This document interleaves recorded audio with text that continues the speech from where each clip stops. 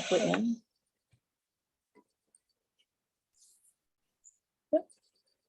Okay, give us a second and we'll be live streaming, we hope.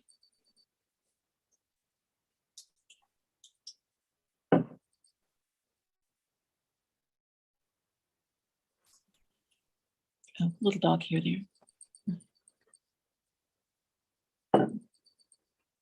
Oh, and I'll need to reduce this volume, right?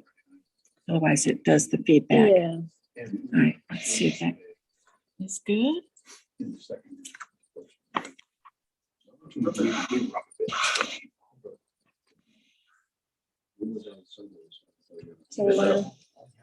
you want me to close this? I'm not- Last night, not so much. No. Let's just wait. Yeah. All right, so.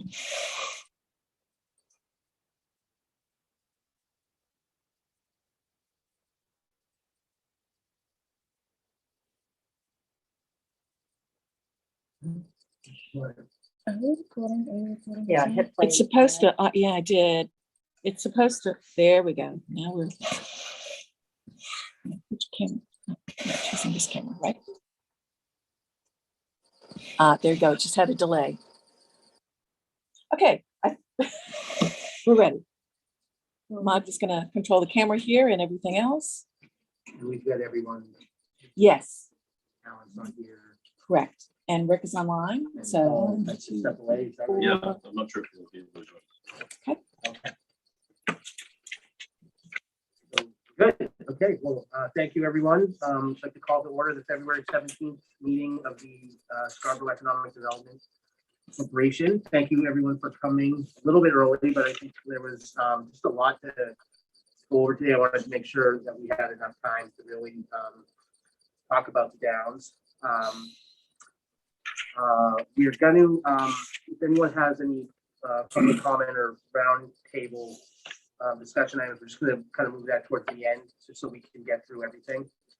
But I think the first item is approval of last meeting summary and financial report. Are there any questions or comments or anything on those two items?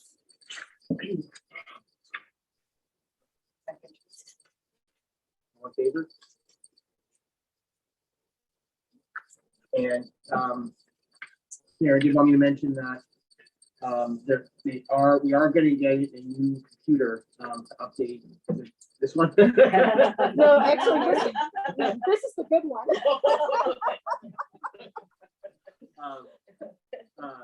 It's like the 7-year-old one that cannot be updated any longer.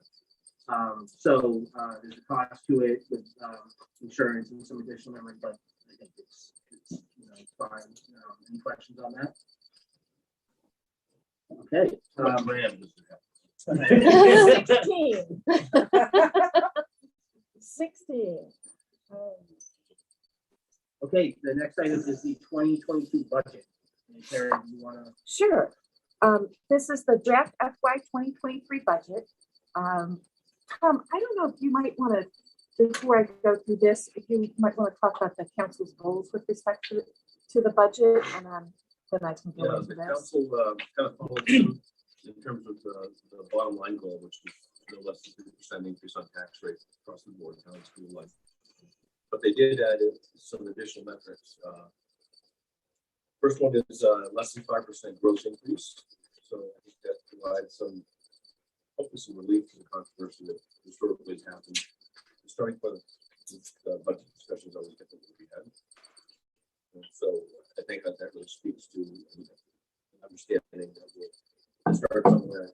And history suggests that if we keep our costs below 5%, valuation increase and so forth, we'll end up in the bottom line.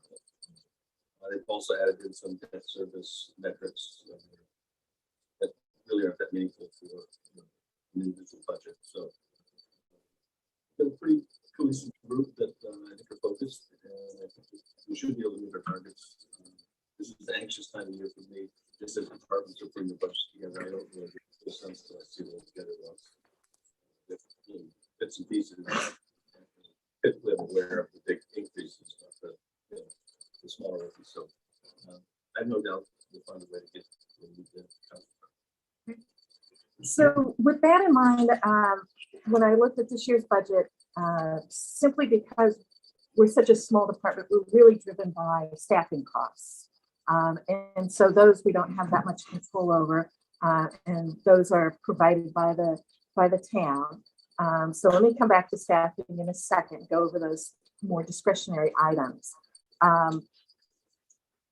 A couple of things going on. One, last year's annual meeting, we didn't raise as much money as we usually do. That was a function of a couple of things. It's, people were just getting back to doing these types of meetings. And, we were probably a little less aggressive about pursuing some types of sponsorship simply because we just, at some point, we weren't sure if we were doing the annual meeting. But everything worked out, I think, well for last year. We kept the number of people down. I don't expect to have that limitation by next October. She says, hopefully. So I did raise the amount that we would spend on events a little bit. And with that comes additional money being raised from sponsorships, because we use sponsorships to directly offset the events. And then that shows, just that gets taken off the top for the town. So the town is not paying for events, and it's not paying for the annual meeting. And any extra that I raise, that I project that I'm going to raise, drops to the town's bottom line. So it doesn't necessarily go, it doesn't necessarily go directly to us. It just drops the amount that we need from the town down. So a little bit more, we're going to raise a little bit more in costs and revenues, and we're going to probably spend a little bit more on the events.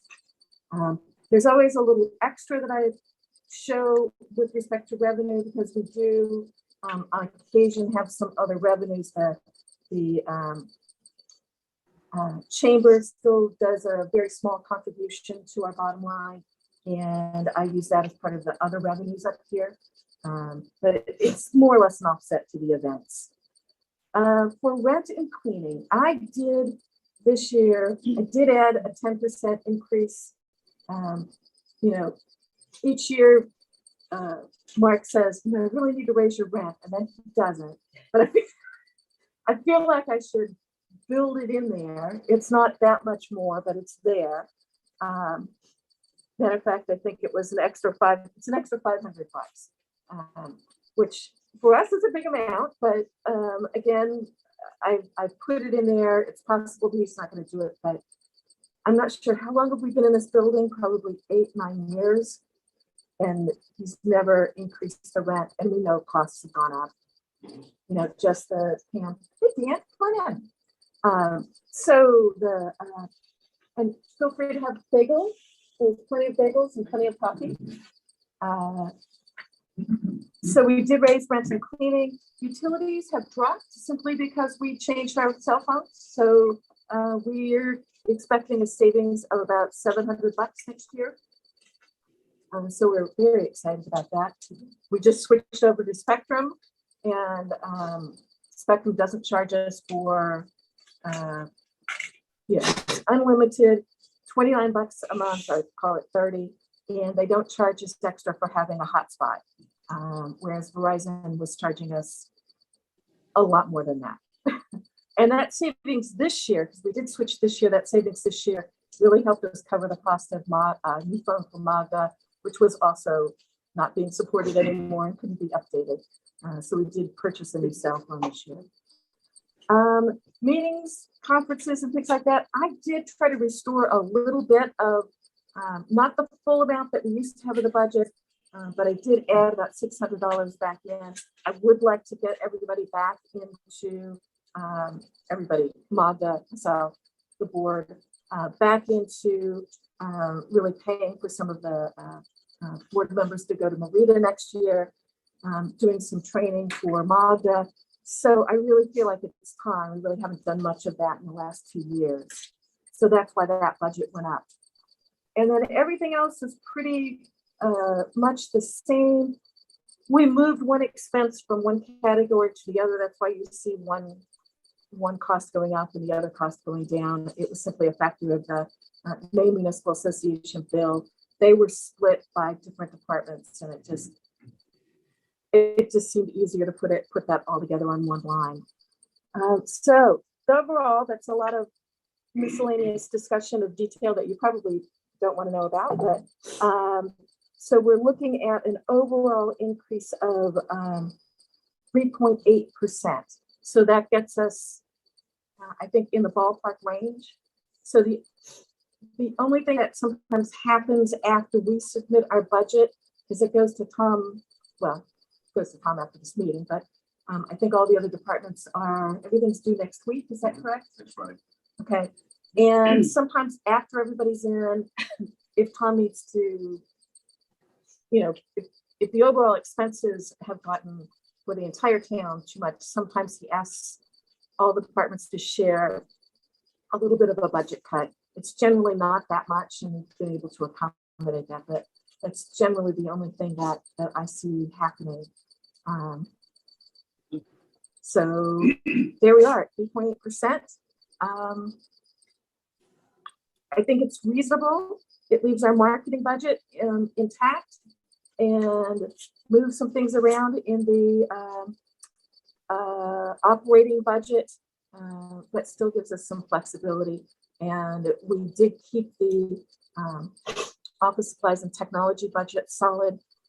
What I think is this year we're replacing Magda's computer. Next year we will probably have to replace this computer.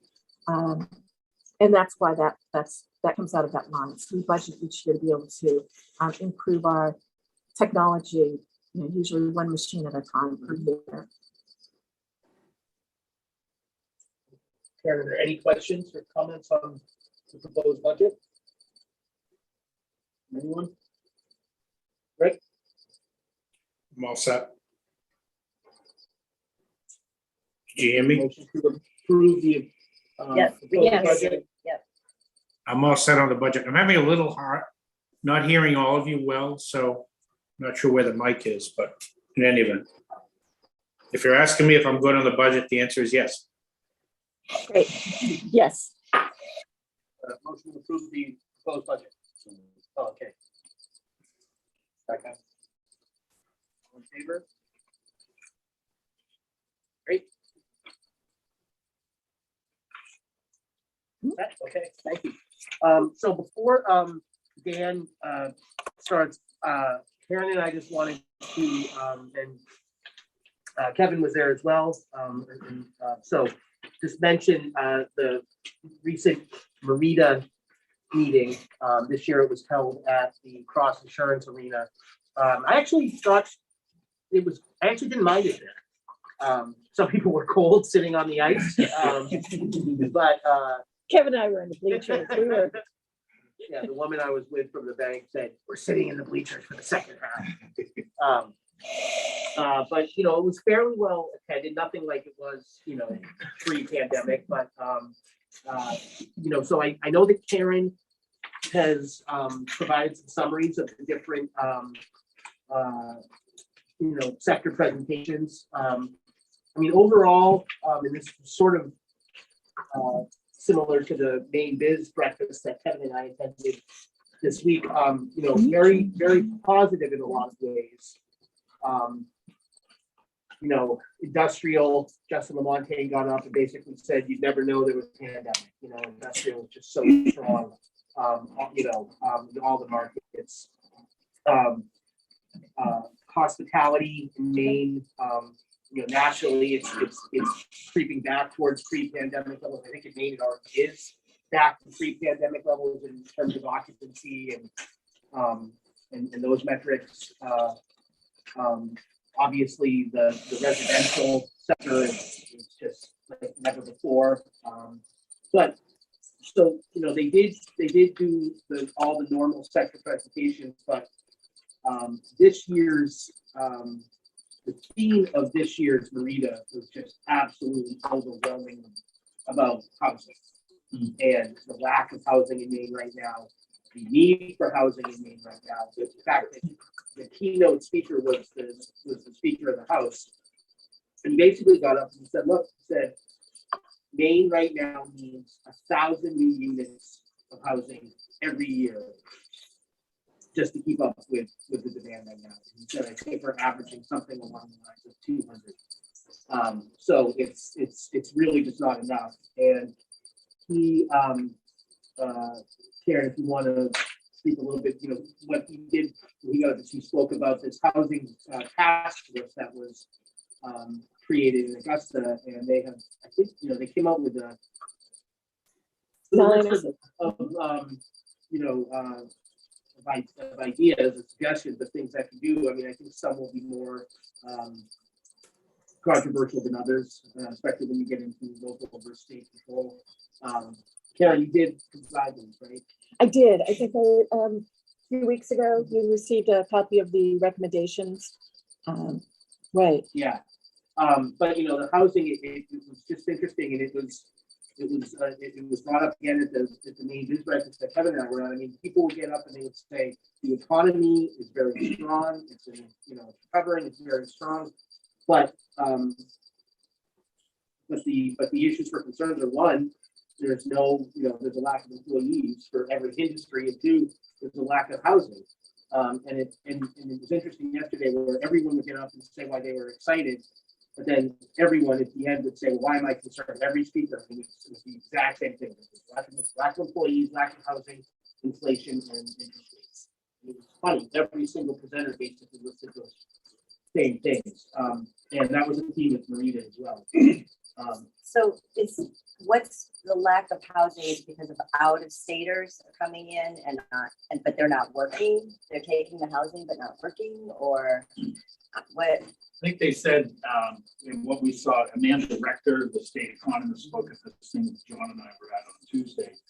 And I think it was Maine has the 7th highest in-migration during the pandemic of any state. It was number 7 in the country, and I think it was 2%. I think is what you said. So it's significant what has come in from out of state, and also the growing immigrant population. And Speaker Ryan Fexell was saying housing was an issue prior Yes. to the pandemic, and it just has become, since then, with that migration coming in, it's just become impossible. You know, Is it also, did they compare rates? Like, is it because also, I mean, rents in Portland is it's driving everyone out. It's supply and demand, and I honestly, you know, in the early part of the 2010s, there were a number of housing referendums that were passed, and the previous administration did not build.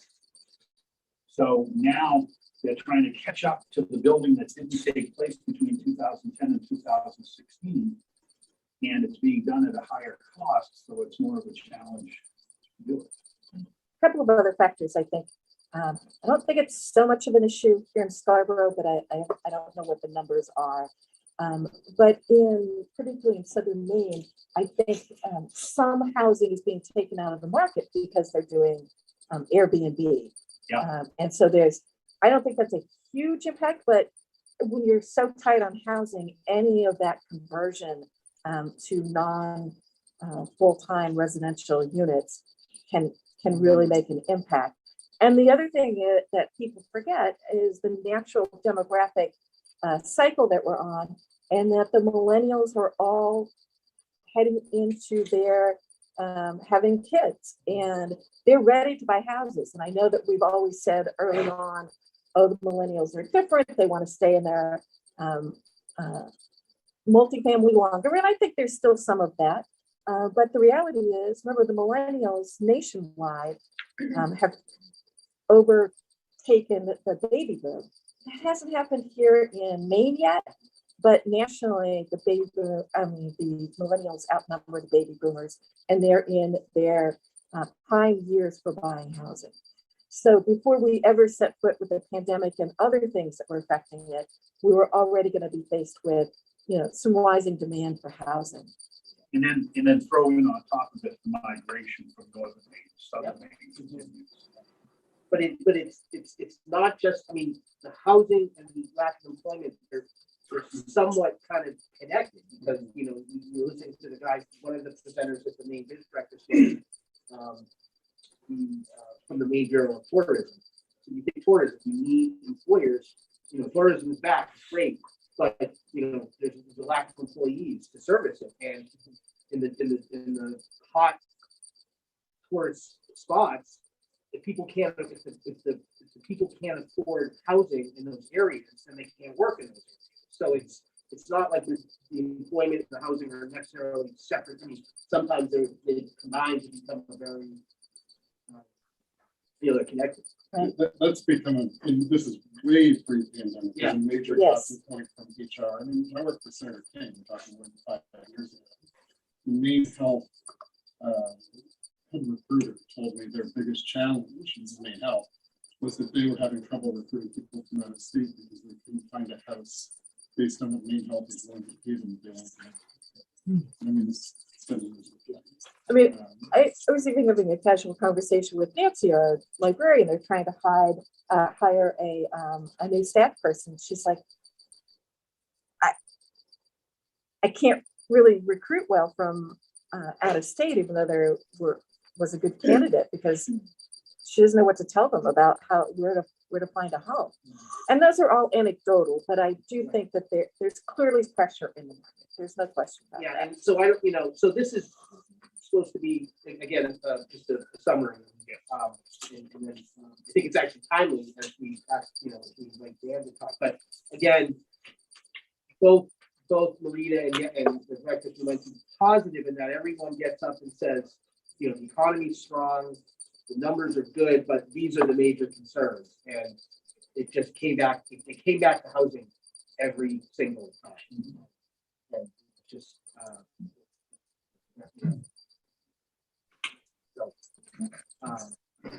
so I would recommend that if we get a chance to look at the recommendations from the state, it was interesting. That was what Speaker Ryan Beckhouse went over at the beginning. I think probably the most controversial would be the recommendation that the state can overrule any local ordinance. Is that probably going to be That and the growth management ordinance, you know, if I think the recommendation was, we don't really need, you know, we don't need this growth management ordinance. right?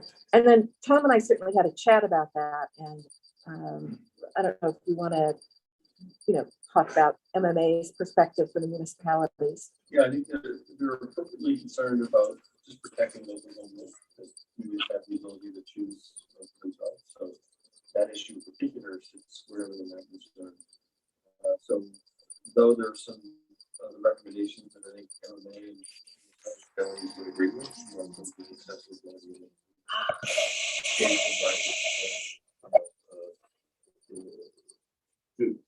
there's probably half of them that are not an issue.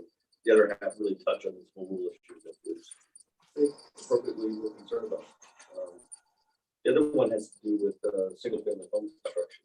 Right. Or zoning for single family, the ability to continue a single family only zone is in question. And I think there's some definitional issues around that. I mean, most of our zoning where there's single family does allow other things. So I don't know if our zoning would qualify as single family only, but again, it's a definitional issue. But certainly that study and they moved swiftly through that work, came up with, you know, a lot of recommendations. It has caught the attention of everything, legislature and media. So hopefully it will continue the conversation at the forefront. And there's better be some good things that fall out. Yeah. The one thing I think I'd be interested, Kevin and I were joking that right now today, there is a Marita breakfast that is talking about the Portland Green New Deal that they passed and discussing the effectiveness of that. And I have a feeling that the people there will not be speaking positively about it. I know that Rick Vitalis, who presents one of the residential sectors at Merida, spoke very bluntly against it and was saying how the negative effects it would have on employment, both the inclusionary zoning and the rent controls.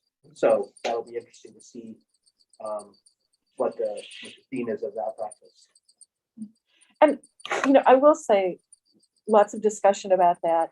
I certainly think whenever you introduce new zoning and new concepts, that there probably is a period of adjustment, and, you know, so just from a municipal side, you know, if it's really not working, you know, there can be some adjustments there. Any questions or anything else about Merida or?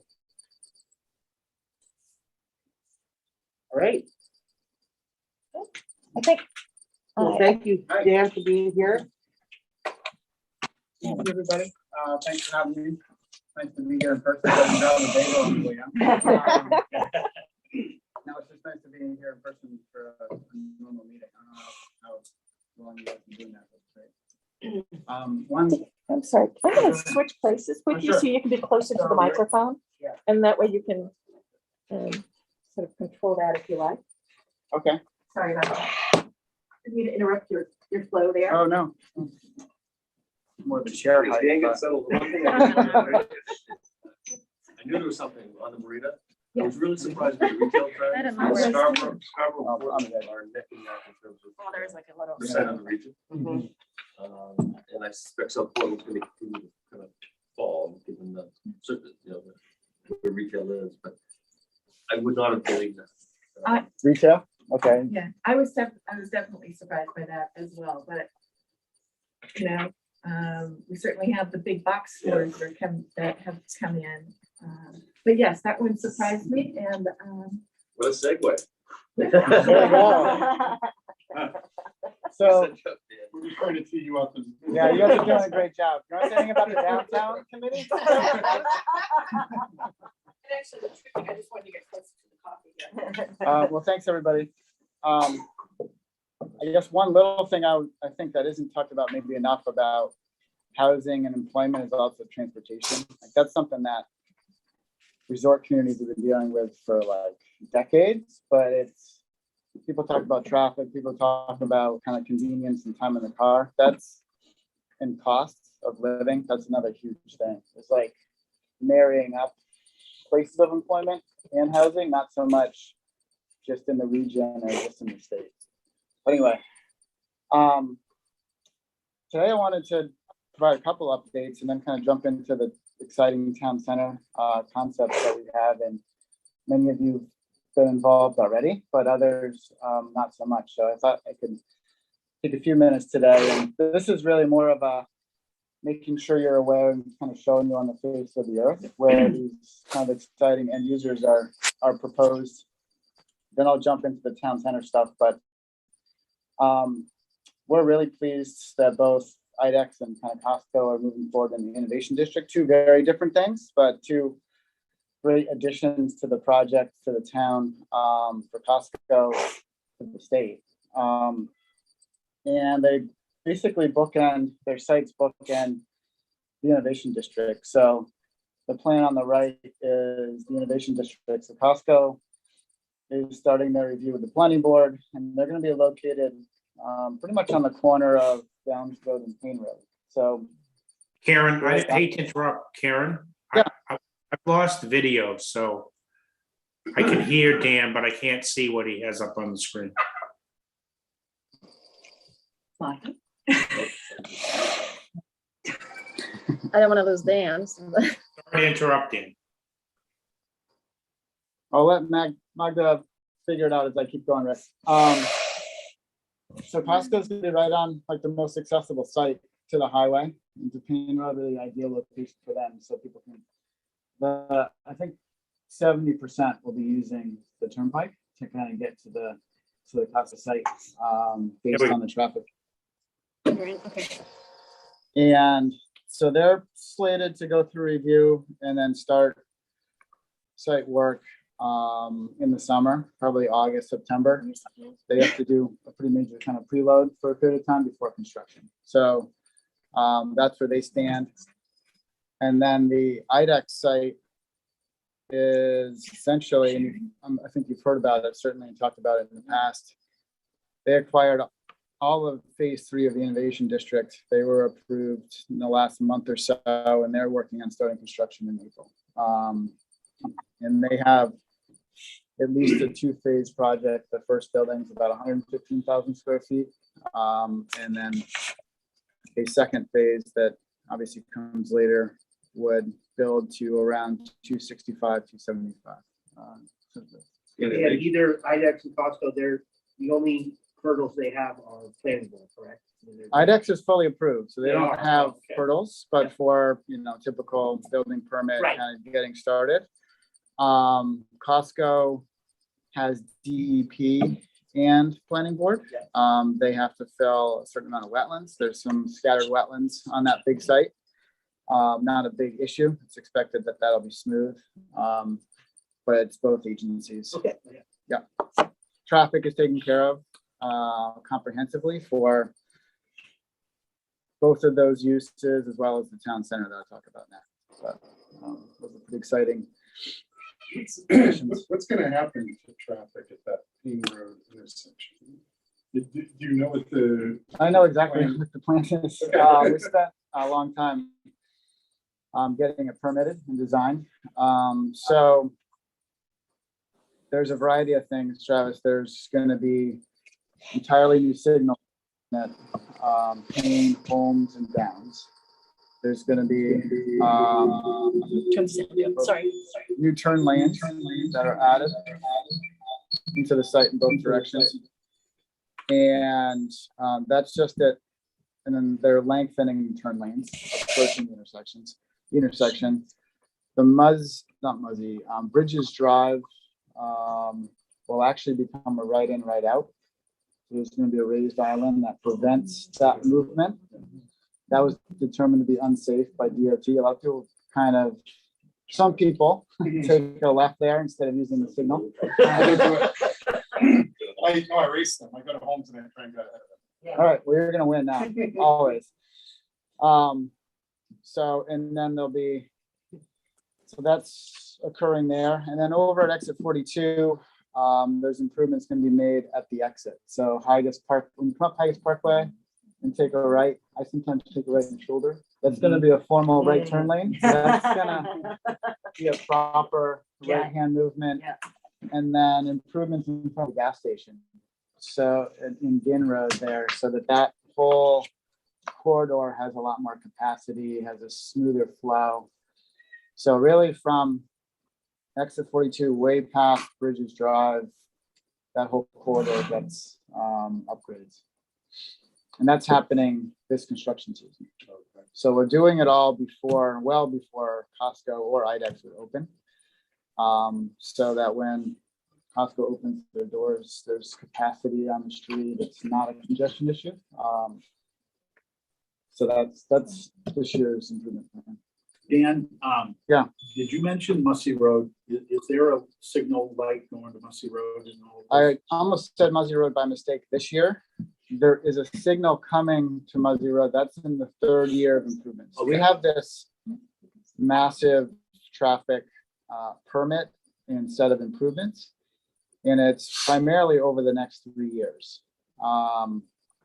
So this year, what I just described is happening, and also signal improvements along Route 1, the adaptive signals. Next year we're entirely rebuilding the Downs Route 1 intersection with new signals and more capacity. And we're doing improvements actually way out in North Scarborough and around 8 corners in terms of signal improvements, as well as Oak Hill improvements right at the intersection. And then the 3rd year is Muzzy Road, Payne Road signal improvements heading towards Main Mall, and some improvements to Gorham and Payne Road. So it's every year we're trying to do them also by corridor, so that corridors are not all corridors are congested due to construction every year, but they're kind of localized. So we have to get the stuff done and then get out so that the improvements for the traveling public is not obstructing. So, With regard to traffic signals, I don't have any information on my side, but it seems like roadways work. Is that a like a modern consideration to signal? rotaries certainly work for like a certain window of traffic. There's a certain volume of traffic they work super well for. At the Downs intersections, they weren't selected by the traffic engineers due to, in part, kind of environmental constraints. There's wetlands everywhere. So a rotary has a bigger footprint. Well, in terms of like justifying a larger intersection. And also, I mean, the traffic engineers didn't select the rotary on Highest Parkway, just kind of given the nature of Highest Parkway and the truck movements that happen on it. But I think rotaries are good solutions, and that's not being used at the two entrances. This madness is trying to go from Oak Hill to Dunstan sometimes. I do it a number of times a day. And I understand why I have to carjack people to get them from Oak Hill to my store. You know, Sure. No, when did Costco buy a piece of property?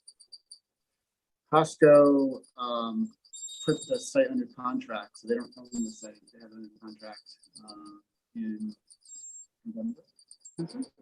Before last few months of last year. So, in other news, we're working on the town center design. Travis worked closely with Travis and Karen and Tom and all the downtown committee members really for the bulk of 21. So close to a year, you know, thinking about the key ingredients of a successful like modern town center, and how to basically activate it and how to design it. And that was, I think, a great process. I really enjoyed it, and I think our team got a lot out of it and kind of readied us for more detailed design, which we've been doing really since I would say November 10th until now, and we continue on. And tied to it is, you know, certainly the need for housing, which John and Kevin kind of teed up, and housing being integrated in, you know, above shops or across the street, and having kind of a concentration of people and 24-hour activity to activate new businesses and restaurants and other amenities within a town center. So we're obviously working with the town council on an exemption from the growth management ordinance that's targeted. So it's not for the whole project. It's not for all types of units in the project. It's targeted to a specific area that's largely includes the town center and then a short walk from the town center. And this came out through the downtown committee process as well. And so what's up on the screen is essentially a 90-acre area outlined in red, which 2/3 of it is kind of the town center. And a third, more or less, is a close kind of neighborhood location that's less program that you see on the top of the screen here. And so this just provides some statistics on like putting it in proportion. And also the fact that the 90-acre area is not all housing. 90-acre area is all types of development. It's the town center, it's stormwater, it's roads, but also, of course, housing. And so the exemption is seeking an exemption just for kind of multifamily, multi-unit type housing that is either standalone or in a mixed use building. Because right now, under the growth ordinance, that type of development, that scale of development is not possible on an annual basis, given the annual kind of allocation of growth permits. So you can go to the next one.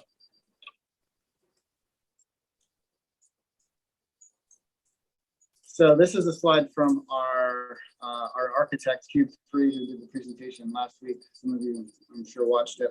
And you can kind of jump past it, but he really outlined how we've approached design. Again, taking a lot of ideas from the downtown committee in terms of it being a town center for all of Scarborough, not for the Downs.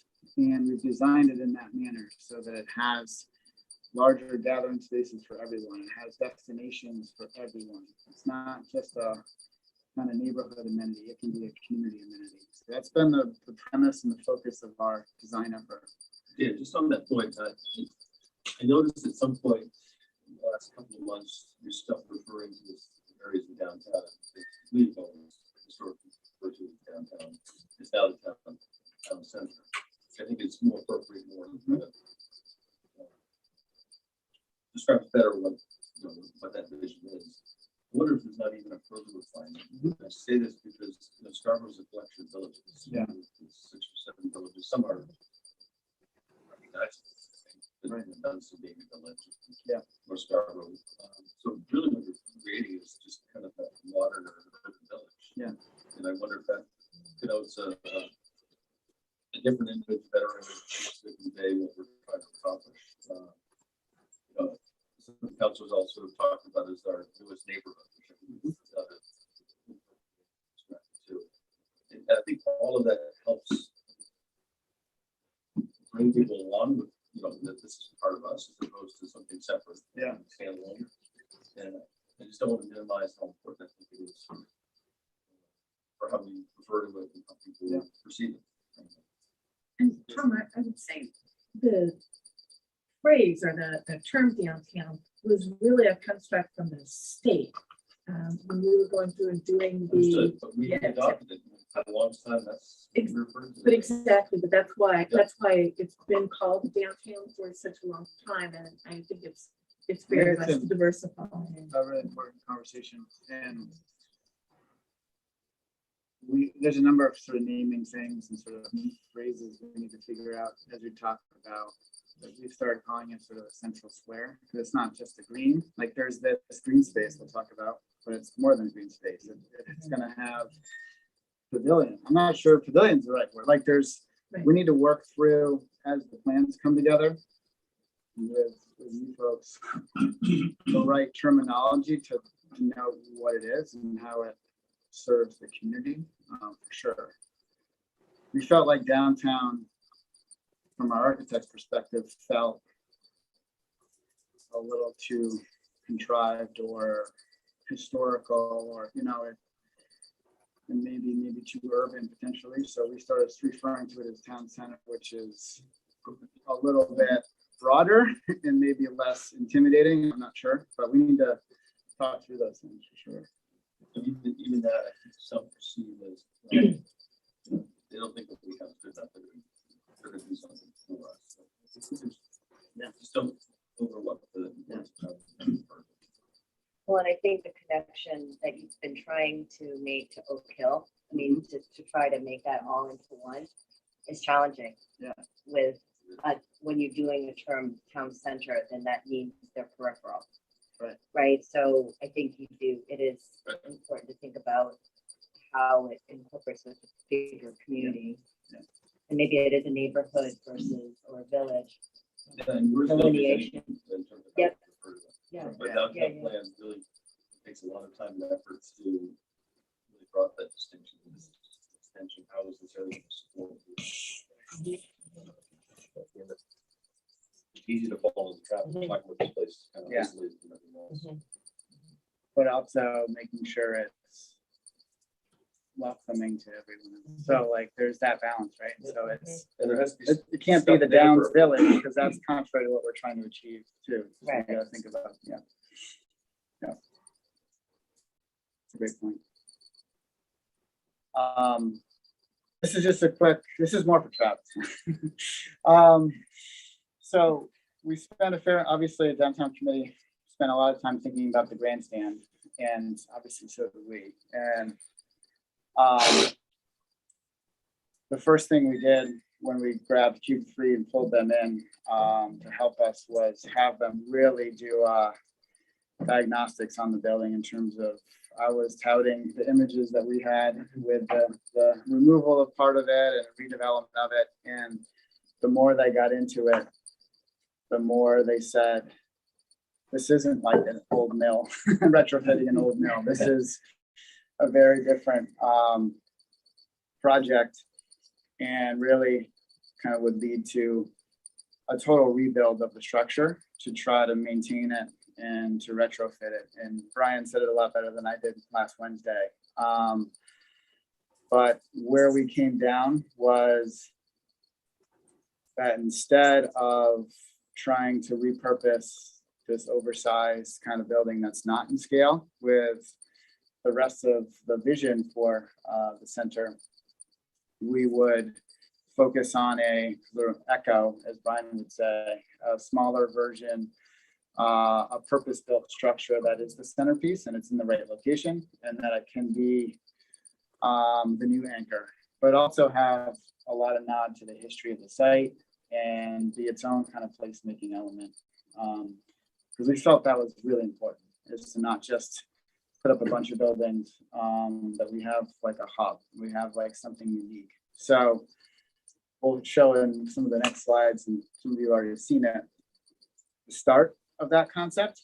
Just to continue on the grandstand issue, it was really a hot issue, really supported across the board at the downtown committee, and almost. Well, and I would like to speak to that actually, because excuse me, this does appear to run counter to the work of a subcommittee that we had recommending reuse of the grandstand. I wasn't on that subcommittee, so I can't speak to what their meetings were like, and maybe you participated in them. My impression of what they reported out was less a you should keep it and this is what you should do with it, and more of a if you keep it, this is what you should do with it. And I can just speak from being on the whole committee at the time.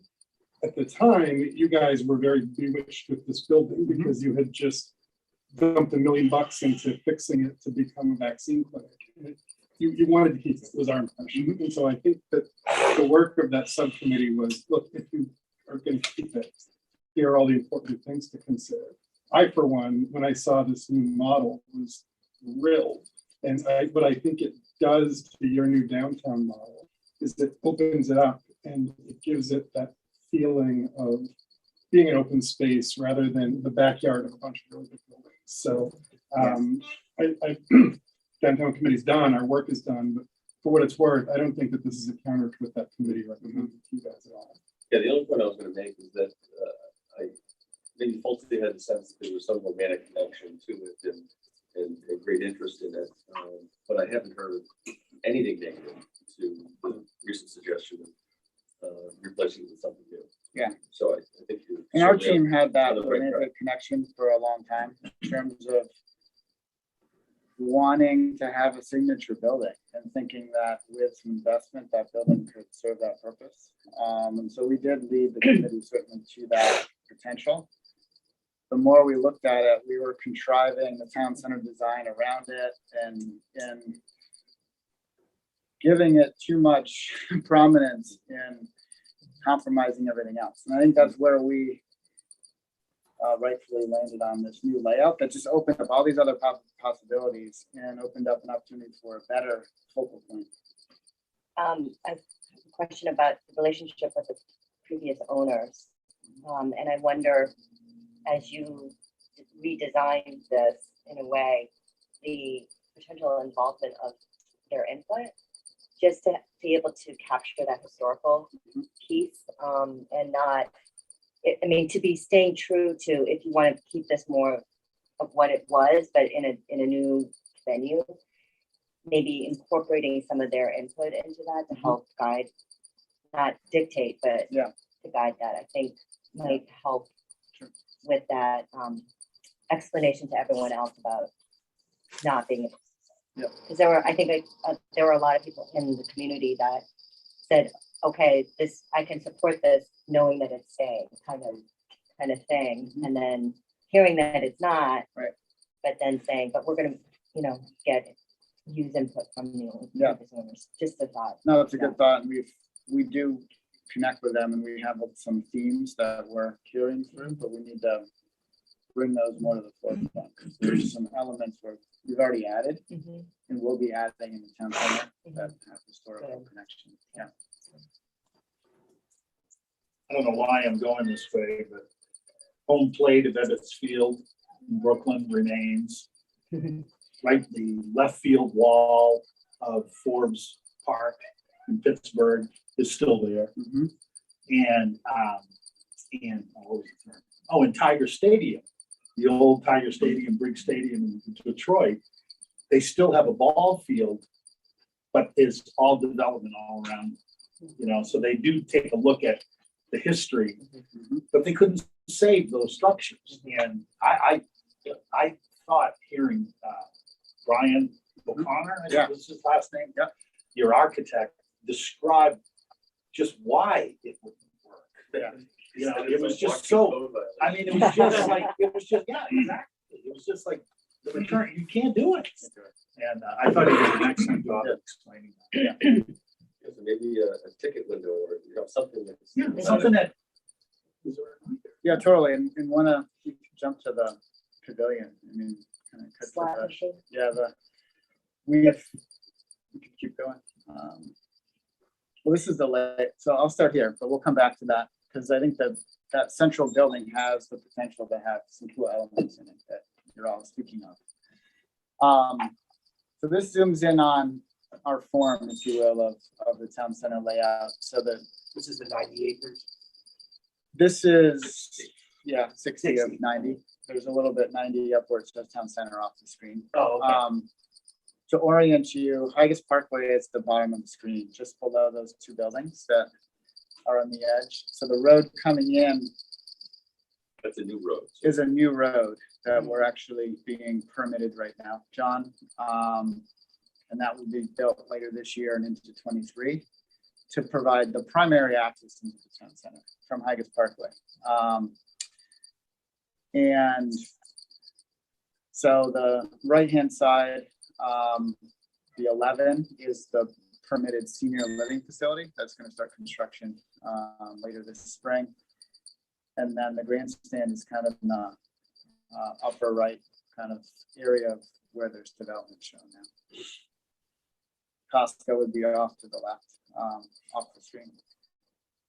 So this is all organized around a large kind of central square. And in the middle, that pink rectangle is sort of this echo to the grandstand. So this multi-purpose building would be 2/3 more or less kind of open air, but covered, and then 1/3, you know, group pub or a restaurant or 2-story, so that there's always or often life within the building.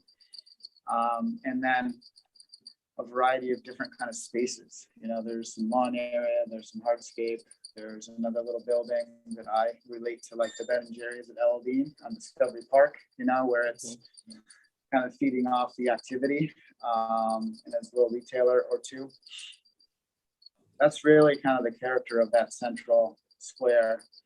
And then around it, there's really different quadrants, you know, so the orange buildings to the right and to the plan north there are multifamily, really that pump life into the center, because those are furthest from the roads, from the surrounding road network, hardest to get to, so they're more appropriate as residential.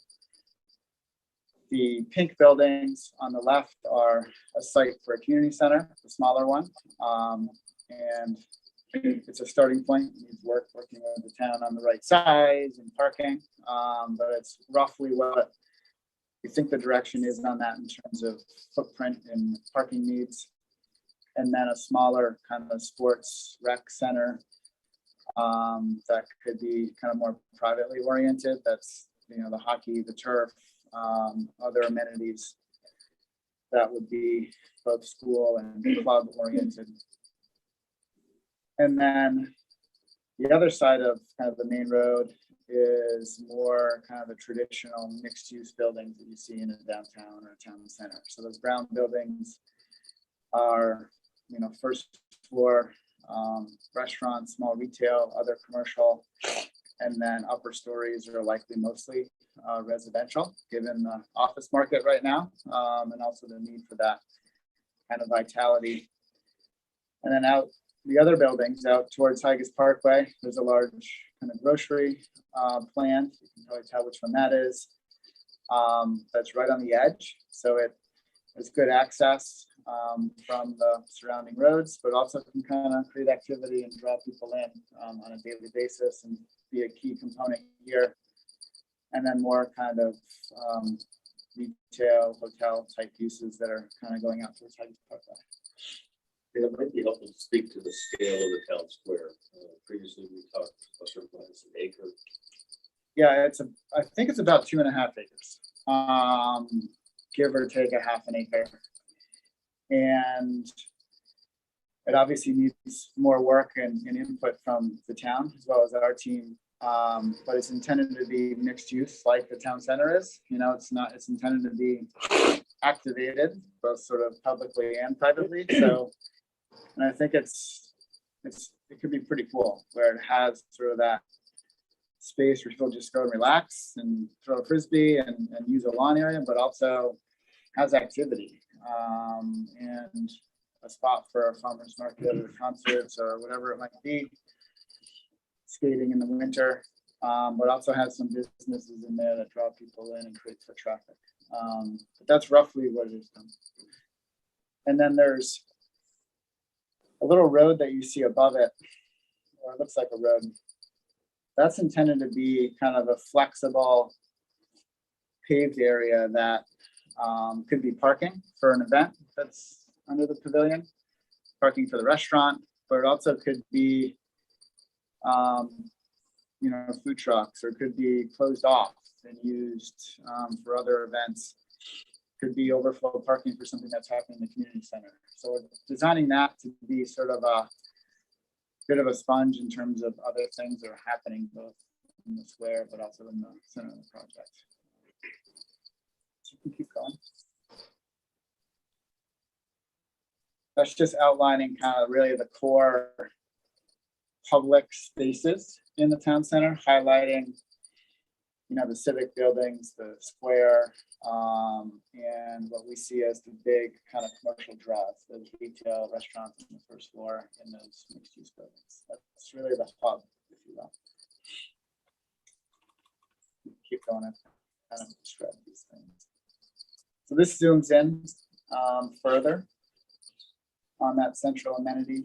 You know, flex space, as you can see that okay, is hardscape. It needs programming, but a number of things could be happening on that surface, and it's intentionally kind of partially tucked under the pavilion so that they're connected, and you know, an event can be using both at the same time or an activity. So this is a start of kind of just a rendering coming in from Higas Parkway. In the distance, it's probably hard to see from your seats. In the distance is that pavilion. So you can make out that open air roof structure. That would be what you see. That would be kind of drawing you into the center as you drive in from Higas Parkway. And these buildings and the street lights kind of denote what's planned. You know, there would be outdoor dining shown on the left side intentionally, because that's going to be sort of the western sun. So that'll be the nice place to grab a burger and a beer at the end of the day. The other side would have some commercial on the first floor as well, primarily residential upstairs. And then this is that pavilion structure, that mixed use kind of pavilion structure in the central square. And this is looking from the last building you saw on the right, further down the street. So this is right at the main intersection of the center. And you can see the left side of that structure having 2 stories of commercial space that could be a restaurant, could be a brew pub, could be space for events, etc. And then open air to the right. And the form of the structure is trying to play off of the grandstand. You know, the roof structure, the vertical elements, a ways to go certainly on detailing, but that's the design intent there. And you'll see in the background, those two gable roofs are, you know, the idea of the community center. You know, first concept for how it can sit and relate directly to the square. A really kind of a prime site within the center and good access to green space. Night shop. Evening shop. And these are just concepts for the type of space and the character of what we'd hope to achieve in the town center.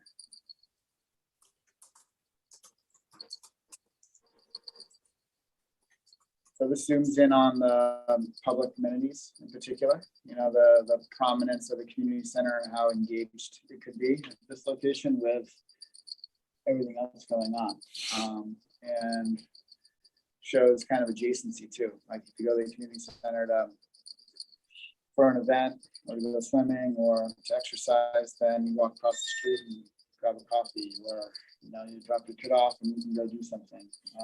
Or you know, it just shows how integrated and you know, multi-purpose the center can be for everyone, the entire community. And it shows connections, you know, amongst the streets, and if laid out this way, the community center and this recreation center really can kind of play off each other in terms of the purposes they serve for the entire community.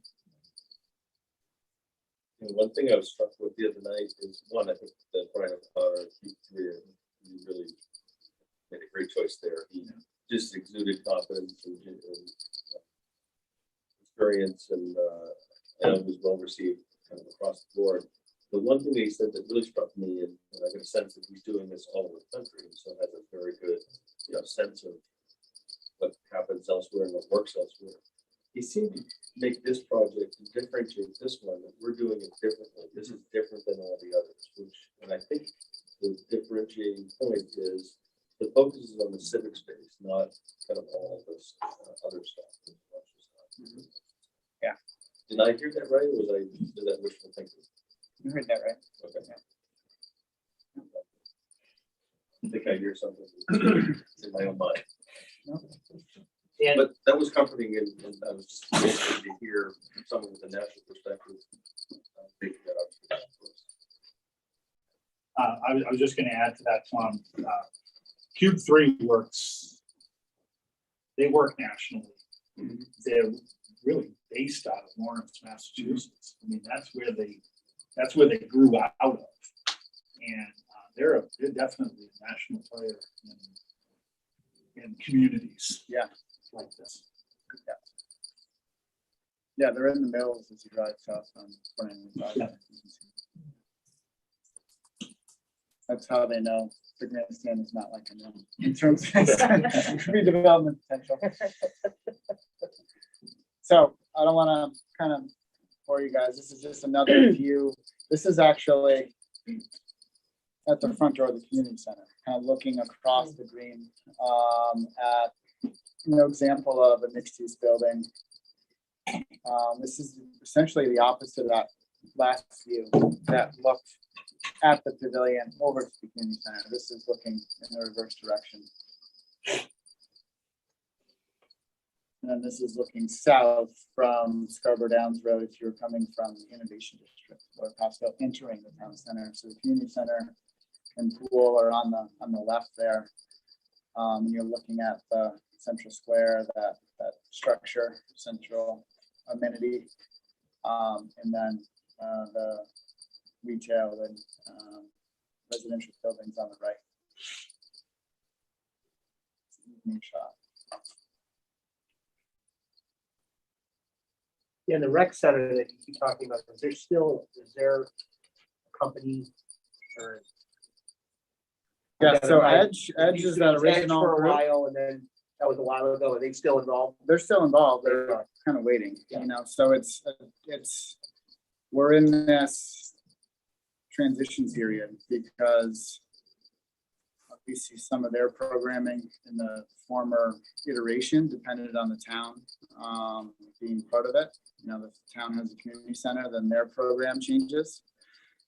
Their footprint reduces, which can be fine. It's just figuring out where the school athletic department fits at this point in terms of hockey and other things. I think they could make it as big as they want. And there's Yeah. Plenty of need for it. Well, they have to be able to finance it. Right.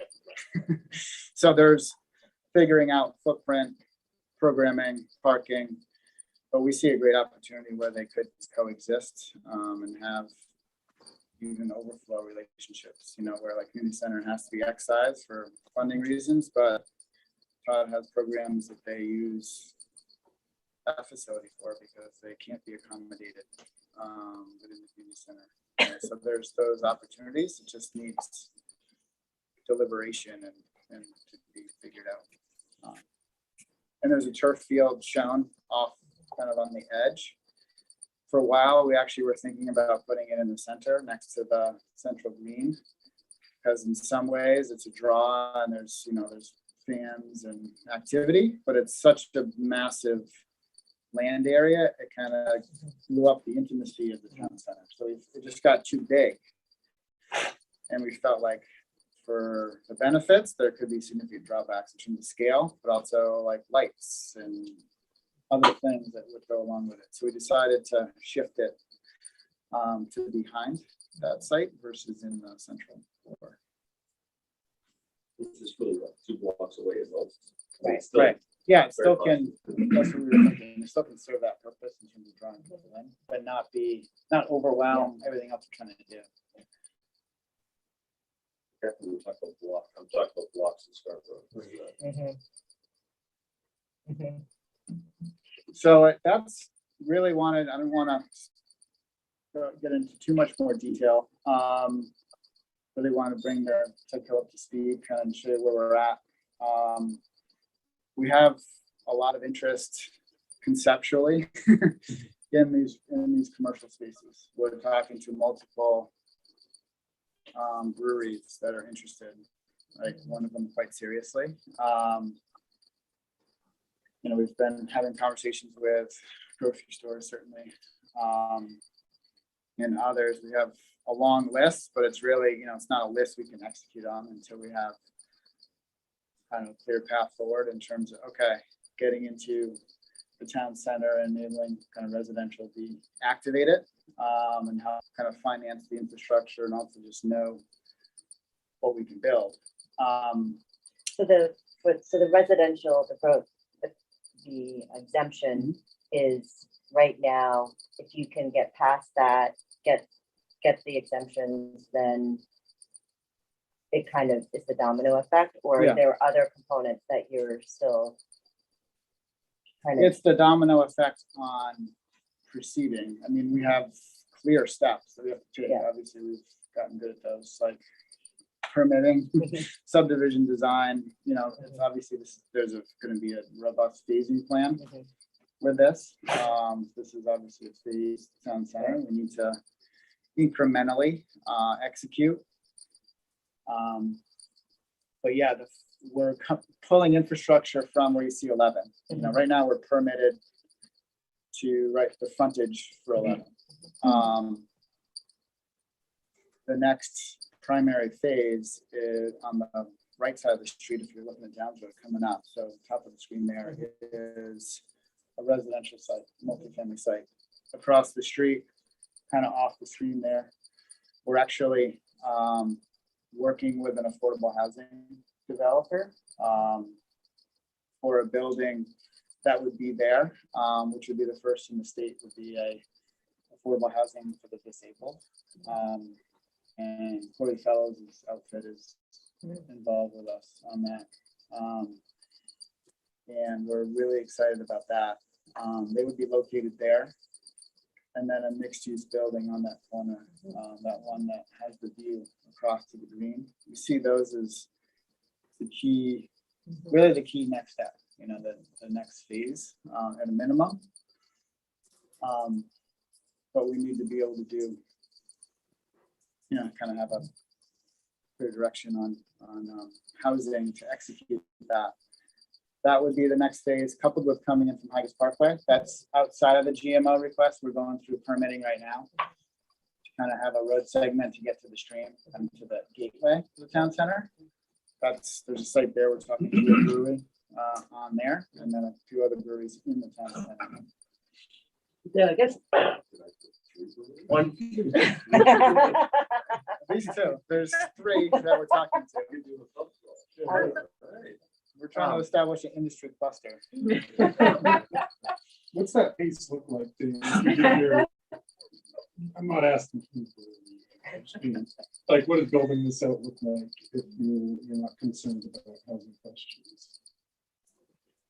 I think the town center is generally a 5-year build out, but it's not full build. You know, it totally depends on what's possible in the retail sector, which is a pretty big question mark. How do you mean? I mean that national retail and small retail is not growing rapidly at this point. So feel like we can attract some restaurants and breweries if there are people, if there's activity, if it's a special place. But you know, it's not going to be a Freeport Main Street in 5 years. And that's not the objective, you know, in terms of that quantity of retailers. But But it's don't you need small shops to create community, small business? Putting in a Costco up the road pretty much blows it all out of the water anyway. You know, no one can compete with them. Big box stores like that destroy small business for 10, 20, 30 years, you know. It just seems like when you walk up and down the street like a free pool. Out west, like Breckenridge, you know, where you have shops, you get the intermingles with residential as well, maybe first floor, small shops and retail above it. That's our objective. It's how much retail is possible in the environment we're in. And they're not necessarily going to be the lead, the Right. first one in, right? Right. I mean, Dan, am I right in those mixed-use buildings where there's some type of commercial on first floor and residential above? If you were able to get the residential piece in hand, that would give you confidence to finance and build that building, and then you work to fill in that retail. Right. You know, once you've got the building up and space ready for the lease, so to speak. Right. Exactly. But the small retailers, I don't expect would be signing, you know, pre-leasing space, hoping for the rest of it. Right. That's exactly how it happens. It's interesting, in Portland Is there a way right for now, the town to sponsor that? What's that? Is there a way for the town to sponsor that, to encourage it? Maybe through SEDCO? Or it just doesn't exist? Well, I think what they're asking for is give us green light on the residential, and that will, that's the activation. Everything else Customers above your store. Yeah, that's the position. You know, I was just struck just in South Portland, it's actually South Portland Housing Authority. Yeah. Brooks project. Yeah. Is that akin to some of the architecture and the style that you're looking for? It has first floor commercial, four-story buildings. oh, the one at Route 1, Yeah, on the old church property. Yes. Thornton Heights, I think that. Yeah.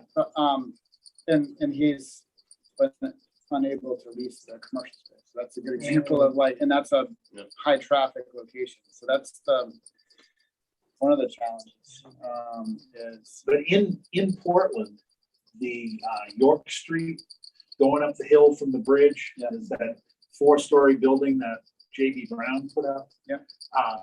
They now have their first commercial. Good.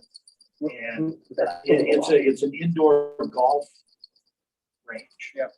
But they've got all that housing around them now, from Hobson's Landing and you know, but that's been up for what, like 5 years? I think that building's been up. And now, you know, that's, you know, it's just one I noticed. Yeah, one of our concepts to the point of creating the space and then attracting is creating, it could be temporarily sort of amenity space for the residents until there's demand. Like you build it out as commercial ready space, but if we don't get tenants initially, you know, and then you build more activity happens, the first few years is it's amenity space for the residents.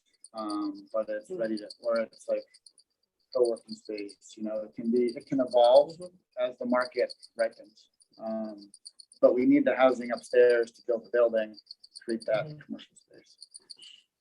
Yeah, like I don't think anyone can argue that there's an overwhelming need for housing. I think this speaks to, this is positive in that it speaks to if it's, even some of it is more affordable, then there's space for the employees to live near, near the services, but I've had conversations with people who are skeptical of the need for the exemption, I mean, just, they may not, they're just, and I think to Tom's point about calling it a downtown, so the thing I keep hearing, people drive to a downtown, they don't need to, you know what I mean? So it's, I think that speaks to the freight, but what, if without the exemption, I mean, you just said that the downtown, it needs to be built in phases. I mean, without the exemption, does any of it go forward, or is it just delayed?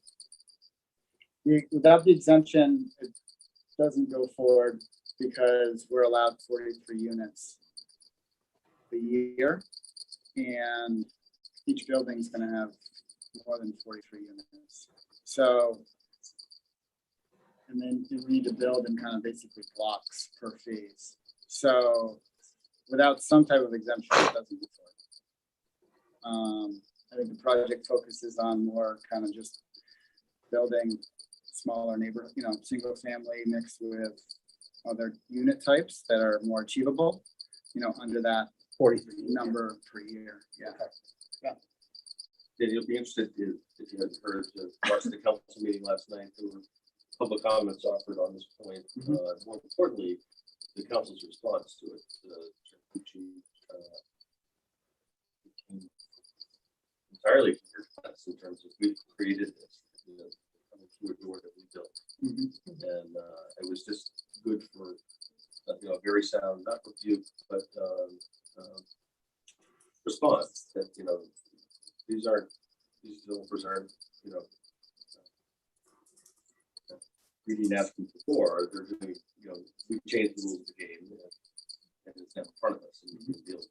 So there was at least a recognition, and I was pleased to have someone say it so clearly that we created this and we need to be part of the solution. But this, of course, Is there an opportunity to do any kind of partnerships with businesses that are looking for housing for their employees? And then just wondering if that helps the presentation to the town for the exemption to say, we've got these businesses that have this need. By creating this brings everything together. And I just wonder if that's, rather than just saying we're going to build and then people are going to come, already having sort of a set, Portland Harbor Hotel did that for their employees. Not in the hotel, but I can't remember what Gerard said, but I think they built actually a building to house their employees. Yeah. So I just wonder if there's an opportunity, and rather than just saying we're going to build it and people will come, but say we have these set people that are already sort of here that need it through the businesses. Yeah, we could think about that. I mean, good idea.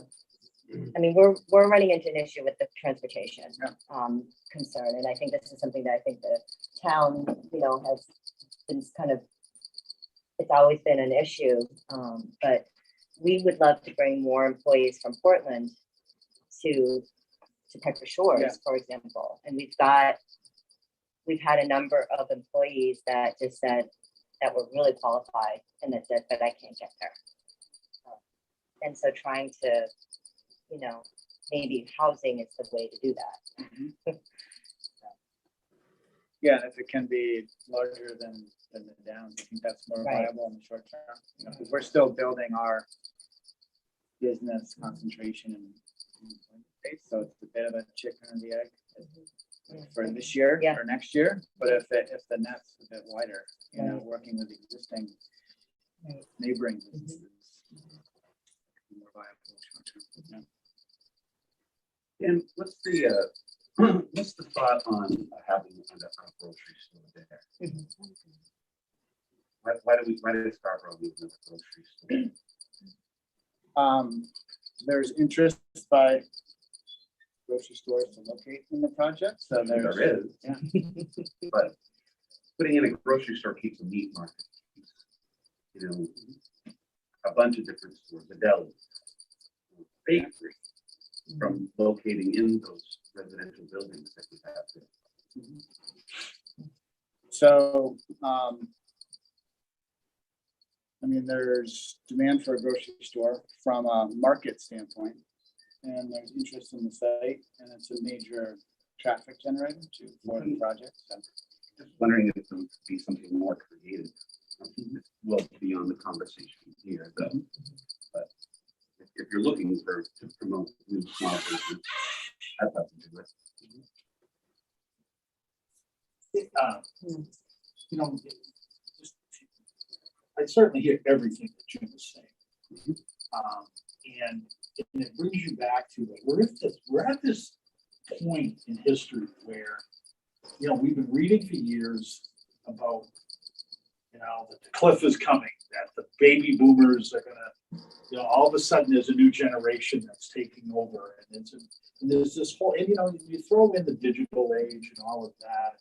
You know, I mean, Hannaford has built 2 stores now. Brunswick has 2 Hannafords.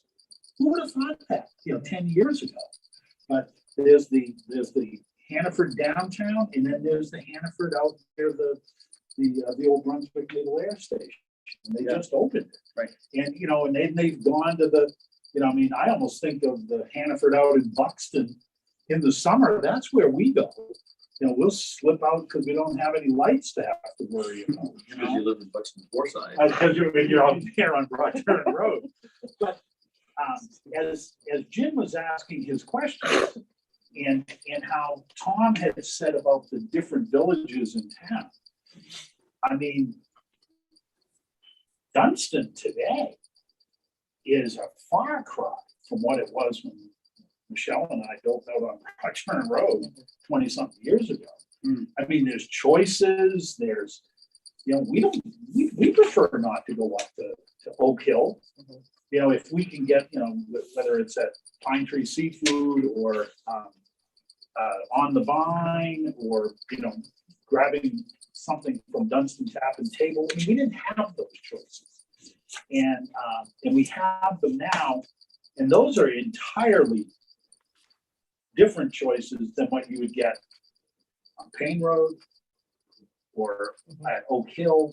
Yeah. It's got its own character. And I don't know where the down sits in all of that, but I thought your comment about the distinctive villages of the town, that's what the Downs will become.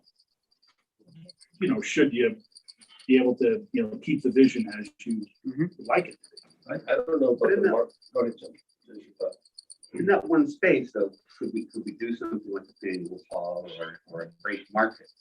A lot of businesses are trying to get out of the kitchen or the garage and into more spaces, and a lot of them start at and a lot of them start in like a farmer's market.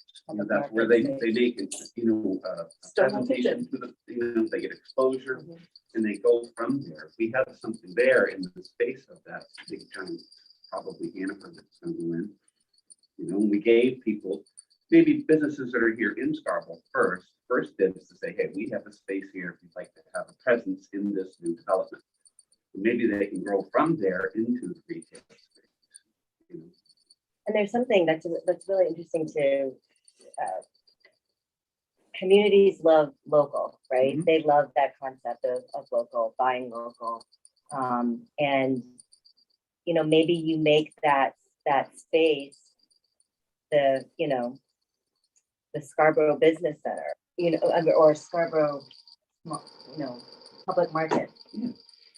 kind of space and, Mark. Kind of like the food lab, same concept. Yeah, So yeah. smaller retail spaces where folks can, move out of their kitchens. and stuff. Yeah. Mhm. Get a step. Yeah. I don't know about the interest kind of in grocery, but what I can tell you is almost to a person that expresses concern about growth and how the town has changed, is they list off a litany of personal frustrations. It's traffic is always, ever present. But the lines at Hannaford almost come up in every single conversation as well. So I think there's something to that. It's busier than ever. The other thing, it appears as though the Shaws and Scarborough was probably short. Yeah.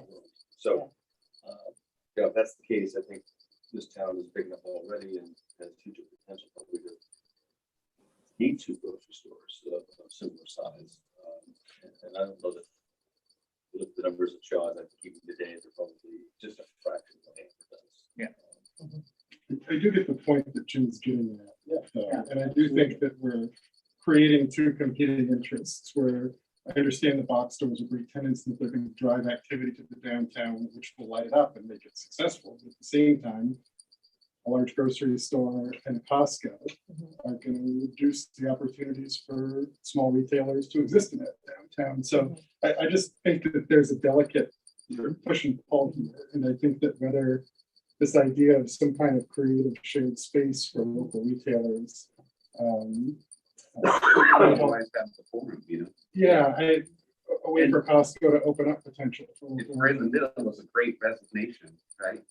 What's gonna come out of that? If people aren't gonna work for someone, they're gonna work for themselves.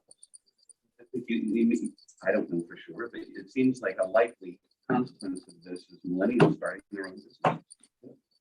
Giving them a full forum for that and thinking ahead, 20 years down the road, it might be somewhat progressive to give that a thought. It's convenient to go to the grocery store. Everything's there with one big parking lot, but they're ugly.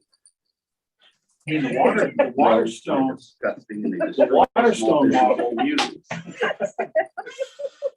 the Waterstone model has been based on integration of national and local.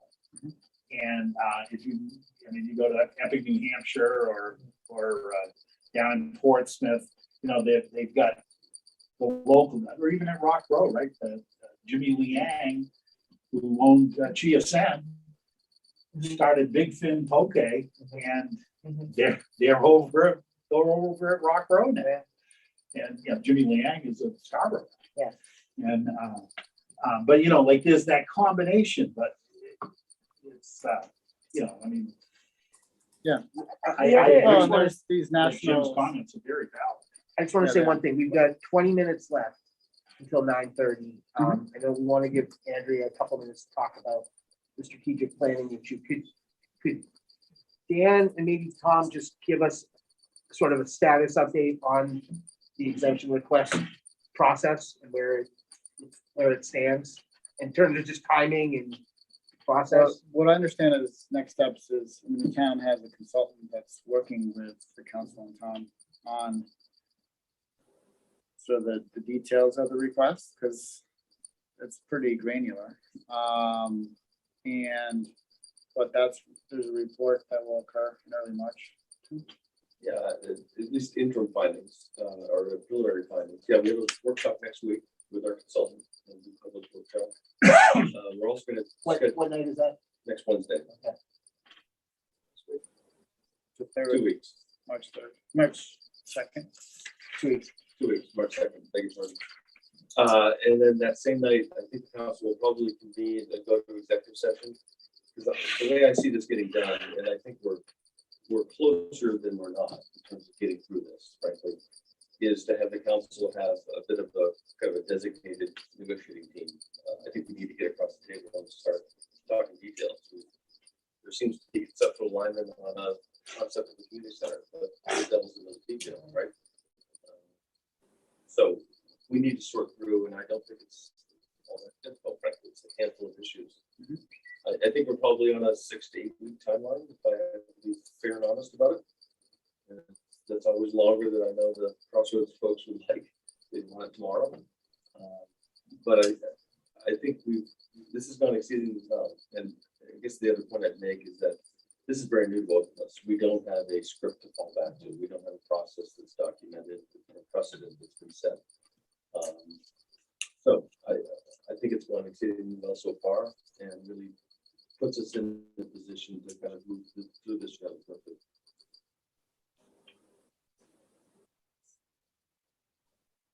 Thank you. Does anyone else have any questions? Comments on the downs or the corrections? Yeah, I'll just say again that I think every step that you've taken is an improvement, and I think it's really exciting that we're looking at the town village, the town center, nothing downtown. Keep at it, this is really exciting. Can I ask a question of the SEDCO board? Do you intend or expect to take any position on the exemption request? Well, I think we need to, I think we need to have a discussion. Mhm. Yeah.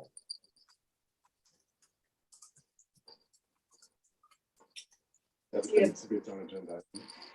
Right, do you have suggestions as to, I mean, if the intention is to be Or, helpful or Friday? timing. as well, I well mean, as possible. based on the timing and, you thinking it's going exceedingly, well, I mean, do you think?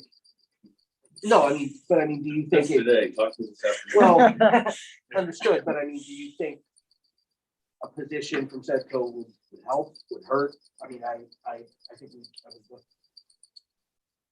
Well, to the extent, and this is the cornerstone of their exemption request, this is what activates the good stuff, the stuff that the SEDCO is intensely interested in.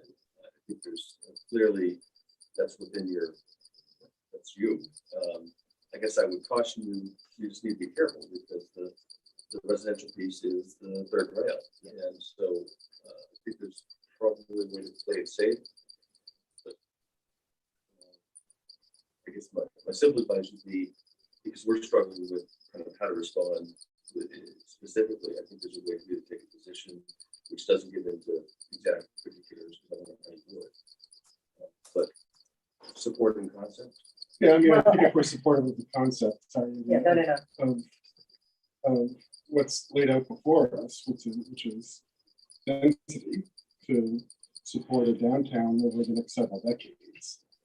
We're supporting it without explicitly supporting a number within a window. Not I just think that's the word basically what the downtown. downtown committee laid out. I mean, if we like this map, you cannot build this map if they're only allowed to build 43 units per year. So there's sort of just a causation with the recommendation of we support where they're going. We think that there should be mixed use. We think that there needs to be walk density within the walkable area in order to support a 7-day-a-week, 12-hour. And I think you will get that with who's presented to us.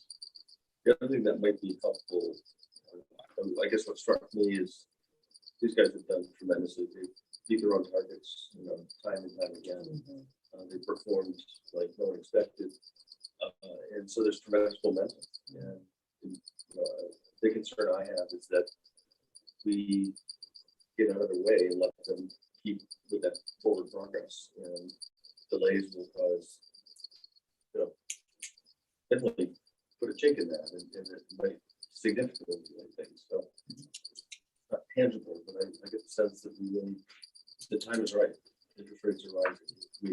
It's now, I won't say it's never, but now's our best chance to execute. Would that support, do you think, include a letter or a speaker at next week's workshop? Is that how? No, I think that might be premature. I think the council will have any number of other public sessions, particularly those where they're actually voting on things. And if I know this group at all, will add additional process into that ultimate action. So I think it'll be ample opportunity. I wouldn't feel obligated the next 2 weeks. Okay. Wouldn't we want to see Jeff Levine's report before going any further? Yeah, that's He's the perfect. consultant. I think the focus really from us is the positive economic development that this kind of, project brings to the town. I mean, I think again, from our perspective, if we're going to be supporting or not supporting something, it really is is there a positive economic development piece to it? And to what Travis was saying, I think all of those pieces are part of that. But I think if we're taking a perspective from just an economic development perspective, then that stays pretty neutral. It's not, I don't think it's offensive in any way. Yeah, and I mean, I think we highlight what that economic development looks like. Because Exactly. Costco is separate from this, and Right. a grocery store may potentially be separate from this, and they're gonna be fine.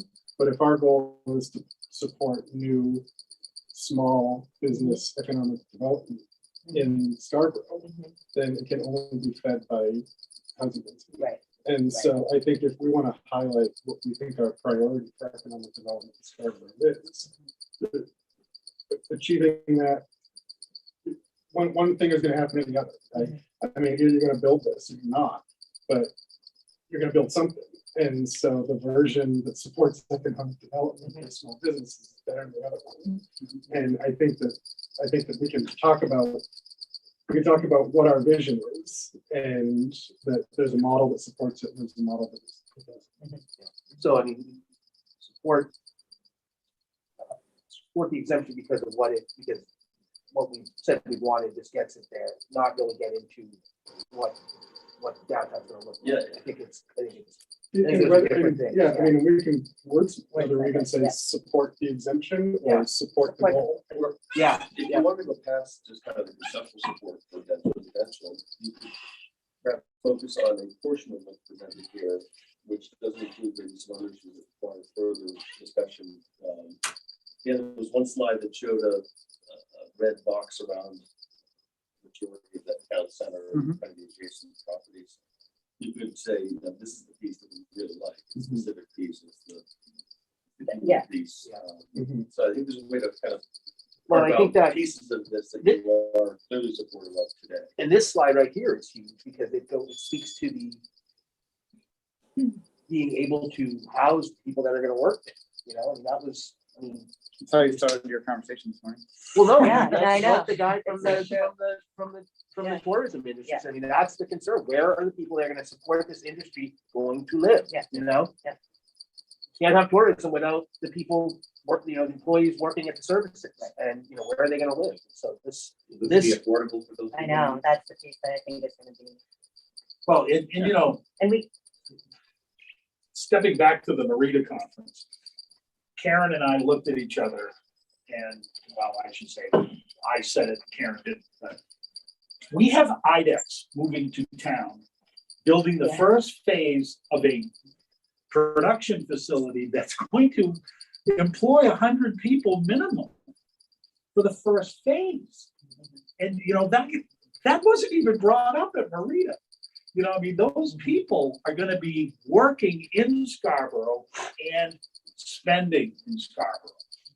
And maybe even living in Scarborough. well, and that's why I think a partnership somehow working with IDEX, so that you have a business that may say, we're willing to put this amount towards housing, and then having, so that the cost to the actual employee is less because you have an organization that's willing to get them there. So I think we need to not make sure, but there's got to be a market for the housing, right? So there's a market for it, but is it going to be the worker, or is it going to be, the retirees that are coming in? I don't know if they're going to go into the senior center or not, but I think there's definitely just ways that you can provide some affordability to that housing, but it's going to have to be a partnership with the businesses, like Yeah. IDEX. Dan, you made that point that I think you need to continue to do that. Oh, tell me if I'm wrong, but what they built today, the 400 or so units, 57% would technically qualify as workforce housing. Yeah. It serves 20% or less doing that. Which is a really meaningful point. If you're building luxury apartments, Right. what good is that? It's a really important. piece Yeah, of that's that. the market demographic that the first Susan said. Yeah. And Not And intentionally continue. Either, but Um, I mean, they're the nature of the types of units, and some of them are intentional, obviously the affordable restricted ones. Others is just the fact that we can build efficiently by the zoning, by kind of layout of the project, you know, and having apartments, condos, smaller lots, that single family zoning and large lots, just, I think we all know what that does. I mean, it's at this point in time, it's $800,000 a house, you know, so it's not achievable to most. So John, could I suggest that perhaps you and Travis can start a resolution or a concept or something like that? And then we can pass around. I can certainly fill in data and other pieces. But it'd be great if maybe the two of you, three of you, anybody who wants to participate, but you know, just start the ball rolling, and then we can work on it over the next few weeks. Yeah, because when do we meet again? We will meet sort of the same, I think probably the same date, March 17th. Yay. So I think if you think about taking action on that, you'll still be in plenty of time to do that in that. Yeah, so maybe we set a goal to have something to have a statement or something to discuss and approve at that next meeting. Yeah. Yeah.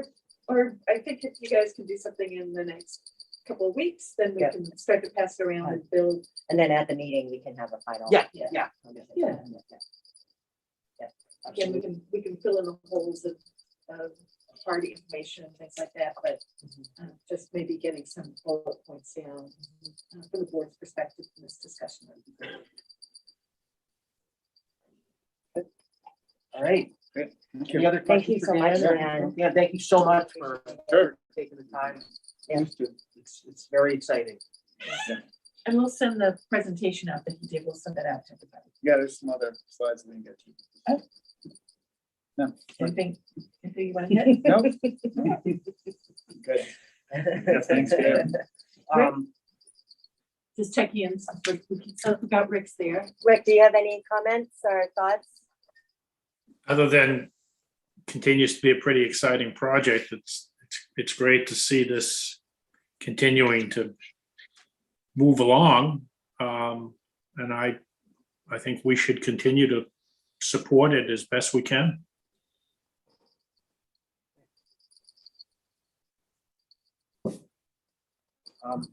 So before we adjourn, I can do this really quickly. yeah, sure, yeah. No, Yeah. I mean, yeah, we've got, yeah. We wanted just to, we've had a couple of meetings to talk about the strategic plan outline, and so Karen and I are working on sort of a summary of where we are from the last strategic plan from 10 years ago, almost 11 years ago.